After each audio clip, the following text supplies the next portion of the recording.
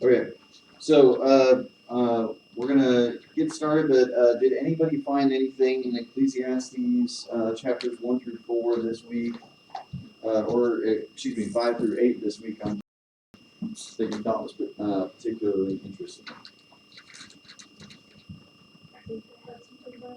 Okay.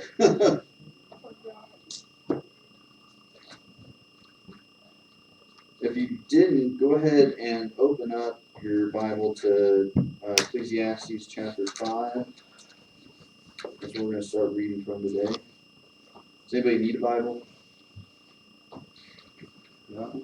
All right.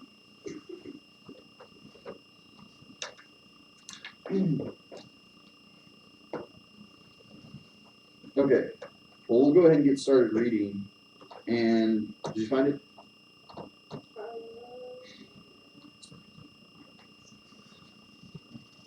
Maybe? Chapter 4, 2 and 3. Okay, chapter 4, verses 2 and 3. Okay. What is it? And I declared that dead who had already died are happier than the living who are still alive, but better than both is the one who is never born. There's one who is not seen, even though he is under the sun. Okay. Dead are happier than those alive.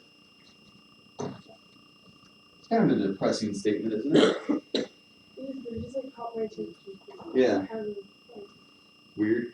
Yeah. Yeah. So what do you think he's trying to say by this statement of the dead are happier than those alive?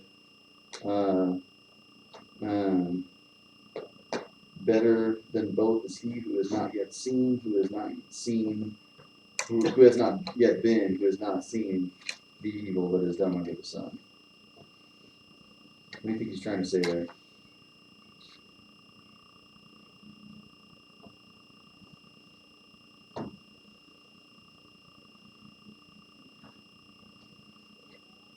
It's like the dead are happier than alive. It's like saying like when you're dead, you're gonna be a little happier. You're gonna go see Jesus. And that's what I would be back. Yeah, and of course, when they wrote this, they weren't thinking about Jesus because he hadn't shown up yet, and you know they knew of the promise of a future prophet, but they weren't thinking Jesus at this point. So, if you look at what he's saying there, you know, he talks about, I saw the tears of the oppressed, and they have no comforter, and that's in verse 1. Power was on the side of their oppressors, and they have no comforter. And then he goes into this part that Riley was talking about of, I declare that the dead who had already died are happier than the living who are still alive. And so, if you're dead, are you experiencing any more oppression? Nope.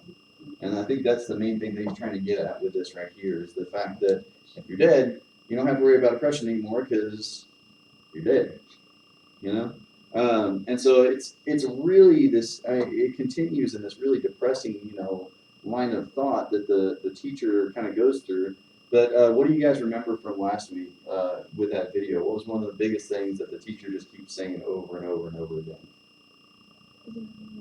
Huh? It's 2 words actually. Gonna die.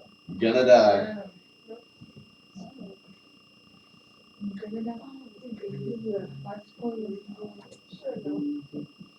Okay.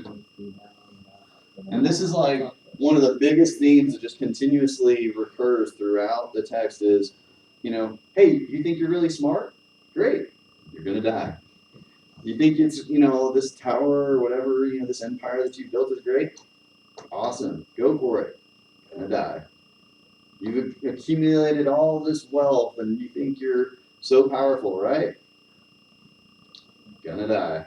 I mean, it's just like every single thing that the teacher tries to promote as this is what people try and take value in their lives.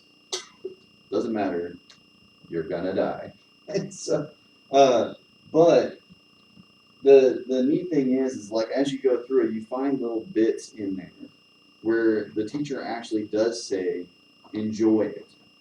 And it's kind of a little bit weird when you hit those points, and so it makes when you do get to those points in the text, I want you to take special care to try and figure out what he's saying. Because of the fact that he is saying something so frequently and then he stops and he reverses himself for a second. And anytime, honestly, that you're going through the Bible, when you find where there's this consistent message, and then all of a sudden you see this one point where the author kind of stops for a second and says something different, or it seems like it's different from the rest of the Bible, it doesn't mean that the Bible is contradicting itself. It means that the authors are trying to say something very important here. It means that God is specifically trying to point out something with that particular text. So be careful, be mindful of that when you come across those instances. Okay, so let's go ahead and get started. Chapter 5. Let's see here. I don't remember where we started last week. Did we start on this side? This side? Kason, you get to start us off then. 2 verses or 3? Let's do 3. Okay. Guard your steps when you go to the house of God. Go near to listen rather than to offer the sacrifice of fools, who do not know if they do wrong. Do not be quick with your mouth. Do not be hasty in your heart to utter anything before God. God is in heaven, and you are on earth. So let your words be few. A dream comes when there are many cares, and many words mark the speech of you.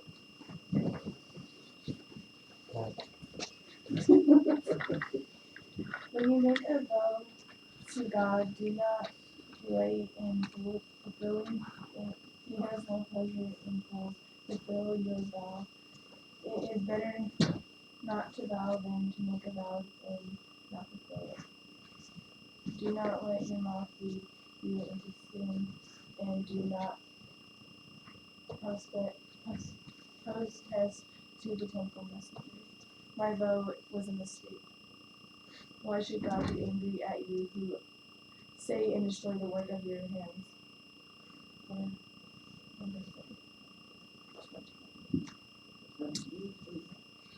Verse 6. Much dreaming and many words are meaningless, therefore stand in awe of God. If you see the poor oppressed in district, and justice and rights denied, do not be surprised at such things, for one official is eyed by a higher one, and over them both are others higher still. The increase from the land is taken by all. The king himself profits from the fields.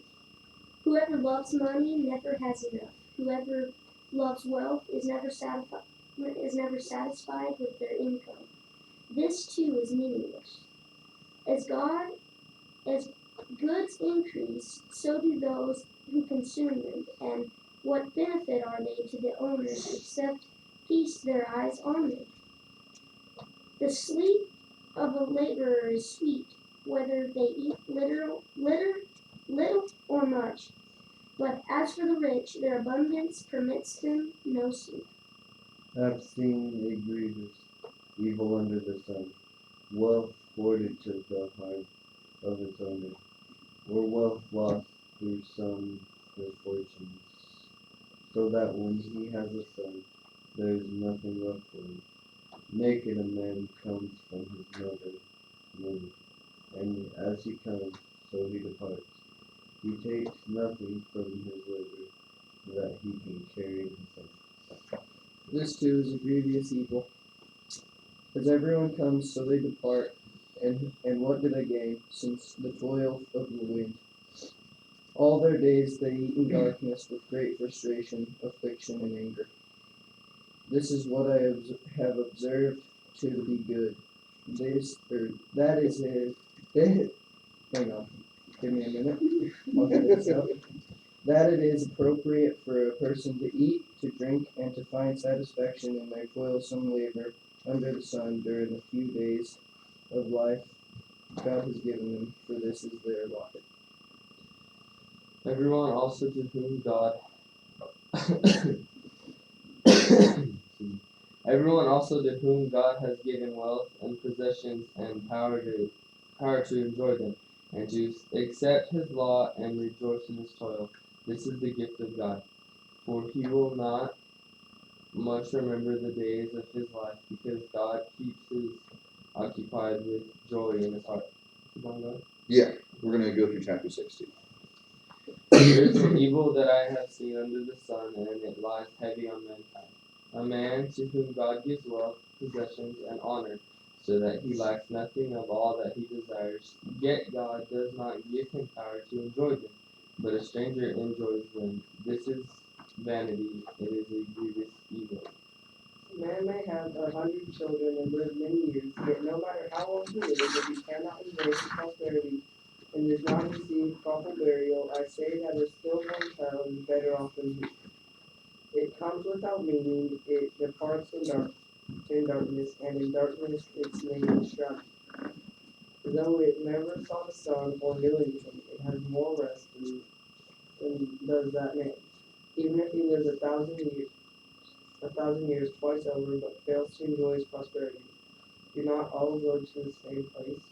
Everyone's toil is for their mouth, yet their appetite is never satisfied. What advantage have the wise over fools? What do the poor gain by knowing how to conduct themselves before others? Better what the eye sees than the roving of the appetite. This too is meaningless, the chasing after the wind. Whatever exists has been already named, and what humanity is has been owned. No one can contend with someone who is stronger. The more the words, the less the meaning, and how does that profit anyone? For who knows what is good for a person in life during the few and meaningless days they pass through like a shadow? Who can tell them what will happen under the sun after they are gone? All right. Good job. Okay, so any verses in particular in chapters 5 through 6 that caught your attention?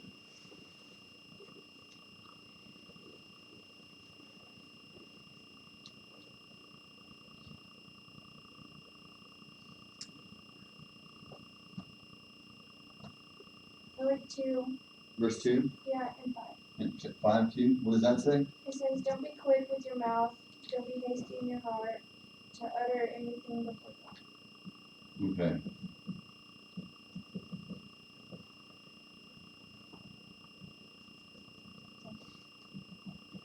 Yeah, and if I remember correctly, that the verses that are with that kind of talk about vows and such, right? Okay. So the main thing to remember there is that especially during temple life, people would make all these different vows, right? And so you actually have a story in Judges where this one guy says, "If God will give me victory today, then I vow to give the first thing that comes out of my house or out of my tent when I return home." And that seems kind of like an odd thing to say because I mean it's your tent, and I guess he was thinking like a goat or a cow or something like that, and the first thing that comes out the gate or comes out the tent is his only daughter. And so, because he's made this vow to God, he goes off and kills her. It's a really, really sad story. And it serves as this perfect example of, in the text, of be careful of your vows to God. Because, like if I say, hey, I'm going to go do this, and then I have to correct myself later and say, oh, I can't do that now. You might be irritated with me, but it doesn't carry the same weight today as it did in their time. Back in Old Testament times, if you said, I vow by God that I'm going to do this, and it's like this, binding thing between heaven and earth. And so it was serious business to make a vow, and that's why God is, in particular, trying to tell people, just don't do it. If you're going to make a vow, make it, make it good, but don't just make it hasty like that guy did. So, yeah, don't be quick with your mouth. Be careful what you say. Anything else that caught your attention in any of the passages this morning?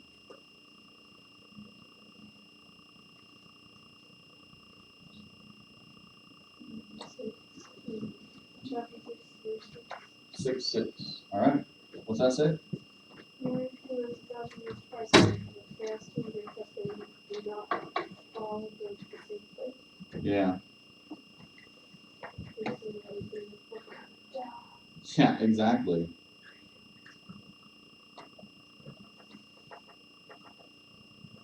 Yeah, I mean, there was a news article just yesterday, I think it was, about this lady that She was the oldest woman in the world. She lived 117 years. She was born in 1900, right? 117. Gonna die. I mean, it's just, you can live as long as you want. You know, we're making all these incredible advancements and everything. You're still gonna die.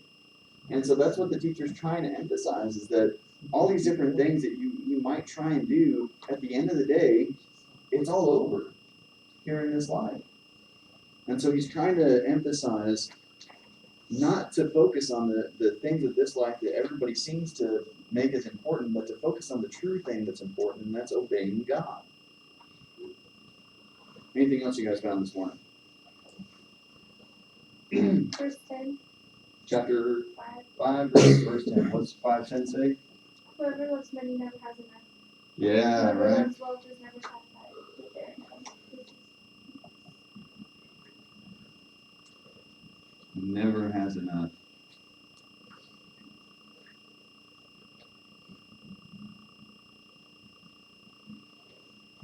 See that all the time, don't we? Just people that just sit there and want to acquire more and more and more money. And does money itself bring happiness? Depends on what kind of vacation you take. And that, I think the teacher actually does talk about that at one point, is this idea, and I think we're actually going to get to that here in a little bit, is this idea, you know, if God blesses you with stuff, enjoy it. You know, life is, you know, kind of pointless to a certain extent, but you should still enjoy it. And so, to a certain extent, yes, there is a certain level of happiness that yes, money can help you enjoy this life a little bit more, but there's a difference, isn't there? Verse 19, Chapter 5. 5:19. Let's kind of back up what you were just saying about money being good and stuff in some ways. Okay. It says, moreover, when God gives someone wealth and possessions and the ability to enjoy them, to accept their lot and be happy in their toil, this is a gift of God. Okay. Happy in their toil. Oops. Happy in their toil.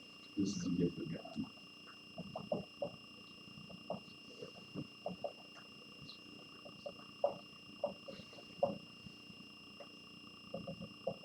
Yeah.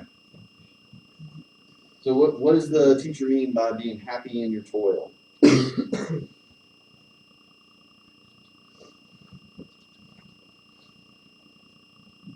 What's the toil?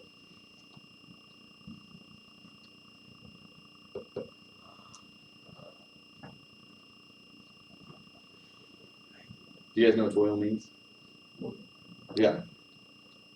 So being happy in your toil is happy in your 9 to 5 or 8 to 5 or whatever it is, you know, that you end up doing. But yeah, being happy in your work, right? Take joy, take pleasure in your work. All right. For me, that's, you know, really easy because I get to work with you guys and I get to, you know, help you guys along this journey and so forth. And this is what I love to do. When I was working for some other companies in the past, that was a little bit harder. You know, because I wanted to be doing this, and yet I wasn't. And so it was this lesson that I constantly had to remember of. I had to be happy in the work that I had at the moment. Okay. Anything else?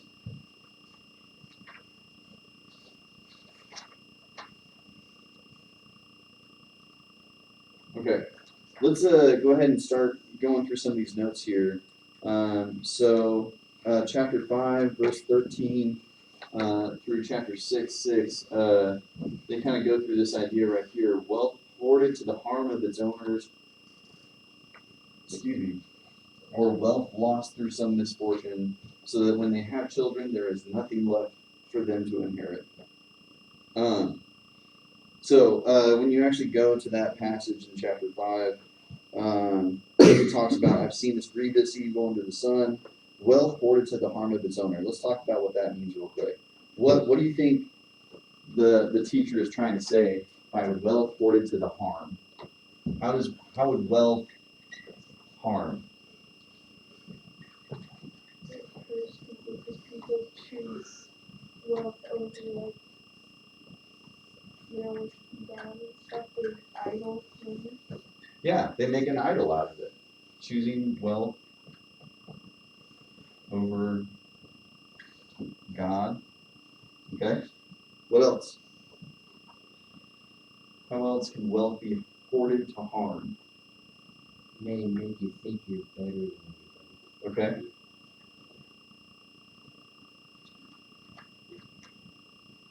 Makes them think more of themselves.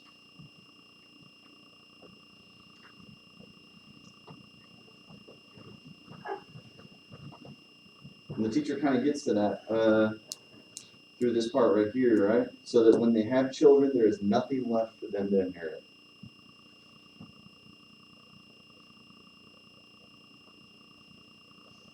It's one thing when, your parents just, they've either utilized their finances in a way to do different things, or if they just have not been able to do that and they can't give it to you. There's one thing of going through troubles and not being able to leave something for your kids.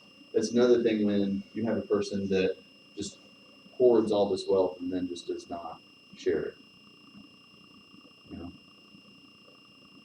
How else can wealth be hoarded to the harm of its owners? It may not help those in need.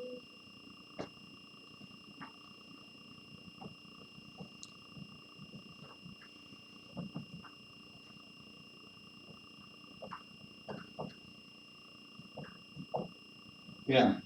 In Acts, when the church really starts gearing up and moving, what's one of the things that you hear the early church doing?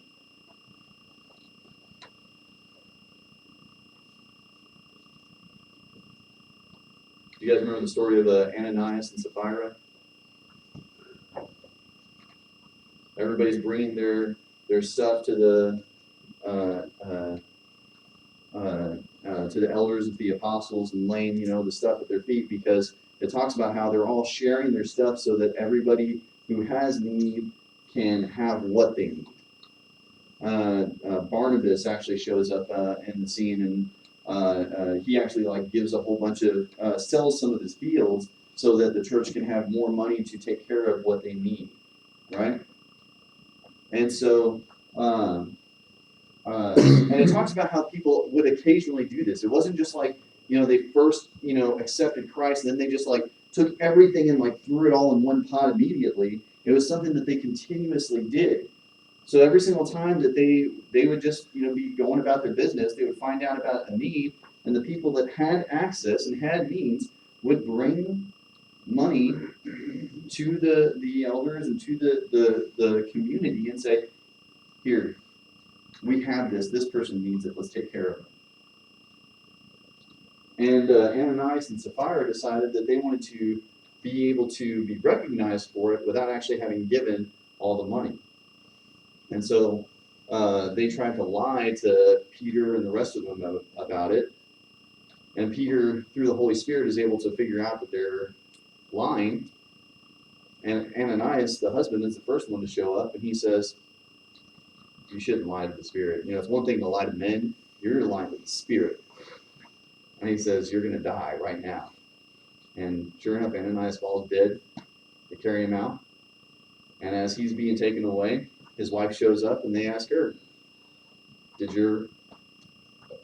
this the price that you all sold the field for? And she's like, yeah, we sold it for that much. And he was like, you're doing it too. And sure enough, he says, the guys that just buried your husband are coming right back in, and they're going to take you out with them. And sure enough, right at that moment, they walk in, she falls dead. Can you imagine what it must have been like for those guys? Just buried one. They have to pick her up and take her on out and bury her too. Wealth hoarded to the harm of its owners. Not sharing with those, not helping those who need it, and trying to act like they're this big fancy person, thinking more of themselves than they really are. let's go to the next one here. At some point, you will die, and all the wealth that you might acquire will no longer be yours. I think that's one of the big points that the teacher tries to express throughout the text is, great, store up those billions, you know? I mean, Solomon was known as like the wealthiest king that ever lived. Diamonds, gold, I mean, they talk about it as silver being something that was considered meh because of how much gold there was in his kingdom. If you gave somebody something that was bronze, they would sit there and say, this is an insult to me. Come on, we've got silver, we've got gold. If you're going to gift something, you're going to gift gold. You know, if I was to give somebody a piece of silver right now, you'd probably be pretty happy because you could sell that for a decent amount, right? He would sit there and look at you and go, man, at the end of the day, it's not going to be yours. Don't hoard it, but use it in a godly manner. All right? 5:18 through 19. This is what Jason was pointing out earlier.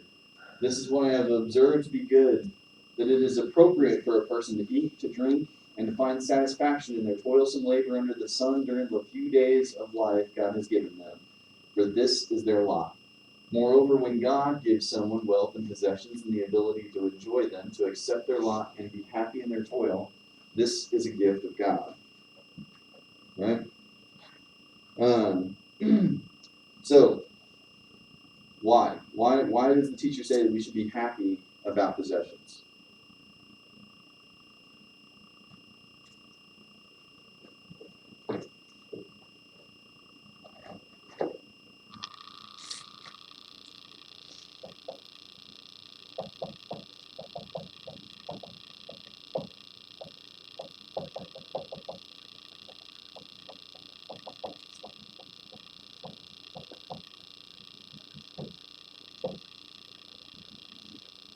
What does the teacher say? Why should we be happy with the things that we have? Gift from God.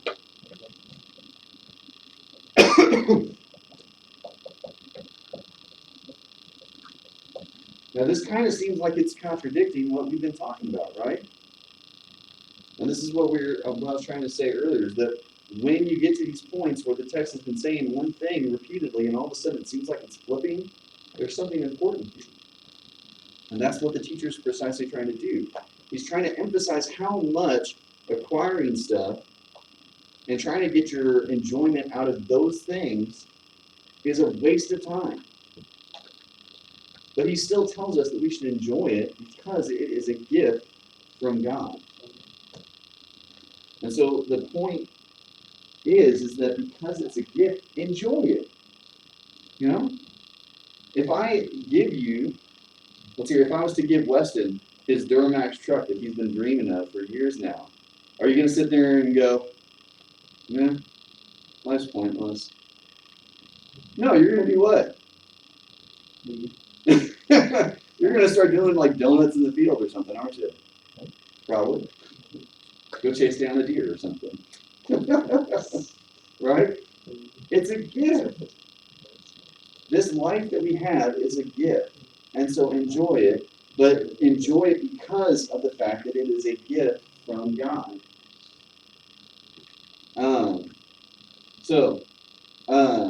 And the other thing to make note of here is that the teacher specifically says that he gives us the ability to enjoy it. All right? He gives us the ability to enjoy it. And that's going to be even more important as we get to this next part here.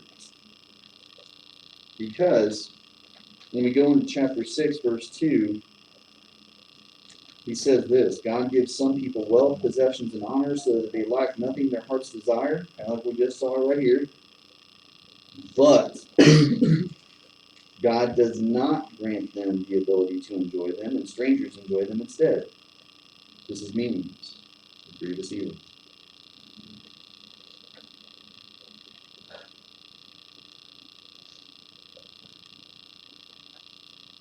So right here he's saying God's given people the ability to enjoy them, and then all of a sudden in chapter 6, he flips it and says God does not grant them the ability to enjoy it. He's changing it again, isn't he? How does God provide some people the ability to enjoy, and then some people don't have the ability to enjoy it?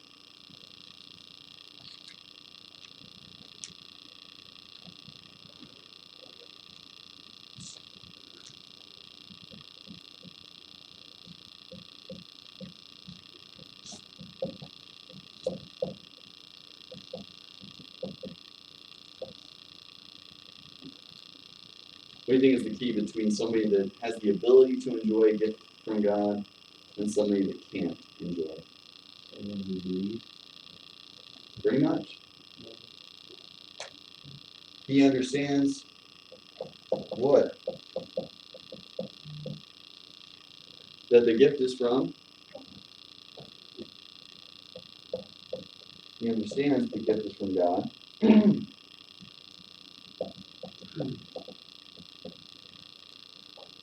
So, somebody that does not have the ability to enjoy, what do you think?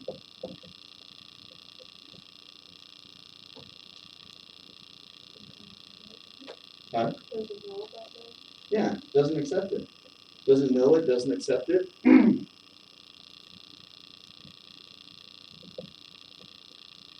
Wants more. Yeah, that too. Doesn't make me think I do. Yep. Wants more, ungrateful. So it's a greedy. No, not really. Greedy. Oh, well, I guess, yeah, wants more greedy. Yeah, sorry. Yeah, you know, it's this idea of, even though I've been given something, I want more. I don't care about the fact that I've got this gift. I can't enjoy it because I want more, right? And so that's what he's talking about right there is, it's not like God specifically is sitting here saying, I'm going to give Maddie all these blessings. And I'm going to just change her heart so that she enjoys it. Brianna, I'm going to give the same amount of blessings, but I'm going to specifically make her just bitter and not willing to accept any of it. Right? When we go through the Exodus story and we talk about Pharaoh, it talks about how Pharaoh hardened his heart and then God hardened his heart, right?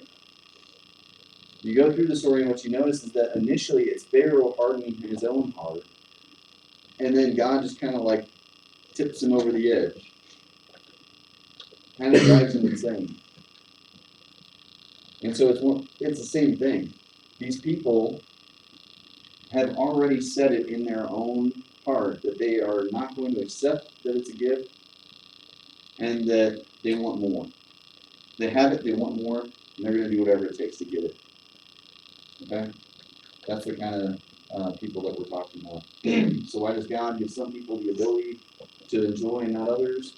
Someone who doesn't acknowledge God for the gift and just keeps wanting more. That's what you guys already said. So good job. So,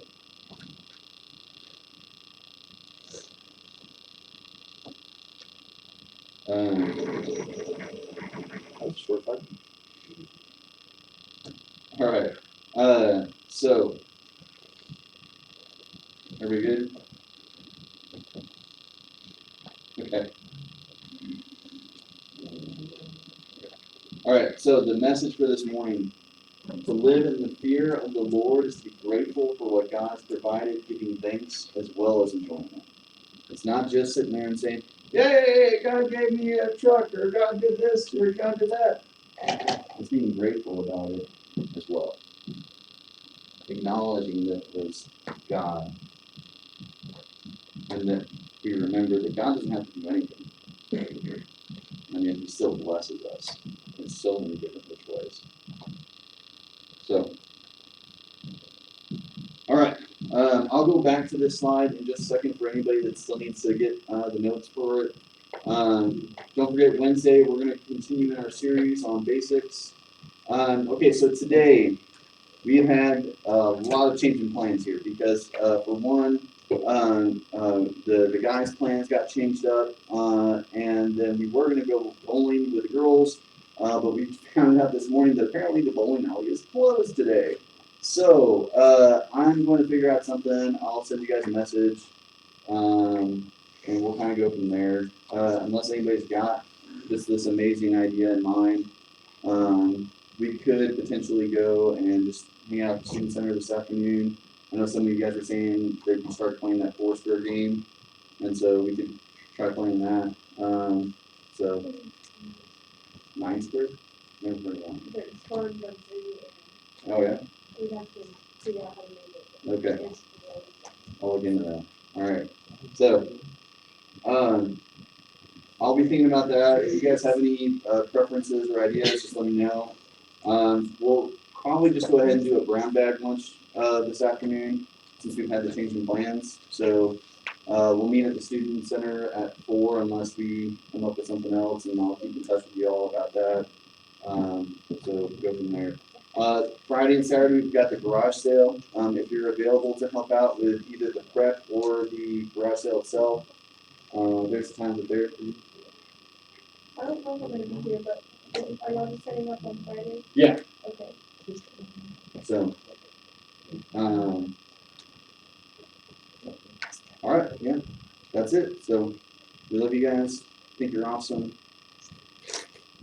You need to go back for that. We're good.